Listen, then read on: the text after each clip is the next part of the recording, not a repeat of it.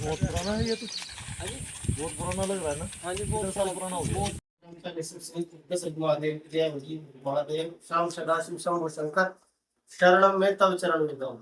इसका मतलब होता है शाम बस सदा से जो शिव है, आपके जो चरण है, हमारी भूमि है, हमारे जो आपके चरण में मिल रहा है। जैसे बाबू जी ने हमारे से पूछा, इतने तो क्या आता है हमने ये एक प्राचीन इतिहास हमारे पास हो, लेकिन जो भी हमने अपने पूर्वजों से अपने बड़ों से सीखा है या सुना है, जो इस महादेव की महिमा जिस स्थान पर आप आमंत्रित हुए हैं, सबसे पहले तो बहुत बहुत स्वागत है सभी का, बहुत बहुत साधुवाद है। ये बताया गया है कि इतिहास में कि हमारे श्री सूर्यवंशी श्री राजा दशरथ जी एक बार यहाँ पे इस जगह पे आए थे, और कुछ लोगों ने उसको यहाँ पे देखा। जैसे सुबह उठे, उन्होंने स्नान किया, यमुना नदी इस तरफ बहती थी, इस तरफ नहीं थी, पूर्व की तरफ, शायद पश्चिम की तरफ। उन्होंने स्नान आदि किया, उसके बाद उन्होंने अपना शिवलिंग लिया और पृथ्वी पर रखकर जैसे उन्हें पूजा करी। पूजा करने के बाद उन्होंने शिवलिंग को उठाना चाहिए, अपने साथ लेके चले, लेकिन हमारे देवता जी महाराज जी श्री भगवान यहाँ से नहीं उठे, वहीं पे स्थापित होकर रह गए, यहीं के होकर रह गए।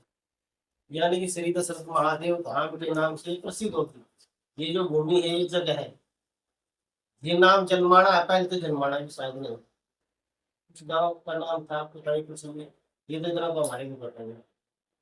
लेकिन इसकी जो प्रकृति है, जो आस्था है लोगों में, जो ये प्रकट हुआ है, ये श्री राजा की सभी ने बनाया है इसको। और आज तक भी जो हमारे मेन जो मंदिर है, वैसे तो शिव का मंदिर नहीं बोल रहे, लेकिन जो मेन मंदिर है ये दशरथ महादेव के नाम से विख्यात है।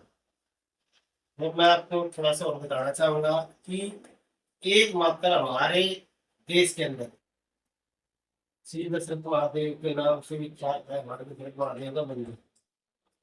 हमने आज तक नहीं सुना है कि कोई दशरथ महादेव के नाम से मंदिर। और उसके बाद देखो जी, आप सभी हमारे लिए काफी क्या है, सभी का स्वागत करते हैं। देख सकते हो, और हमने देखी है, तो हमने देखी है, जो विश्वास है हमारे इसमें विद्युत का प्रभाव है इस पर, तो विद्युत का जैसे भी प्रभाव हुआ, गौशाला भी थी, स्कूल भी था, और पेड़ पौधे भी थे, और पत्ते भी थे, और दूसरे मंदिर भी थे। एक खाली कलश के ऊपर जो महादेव जी का कलश है, वो खंडित कलश है, और कुछ भी यहाँ पे किसी प्रकार की भी कोई हानि नहीं है।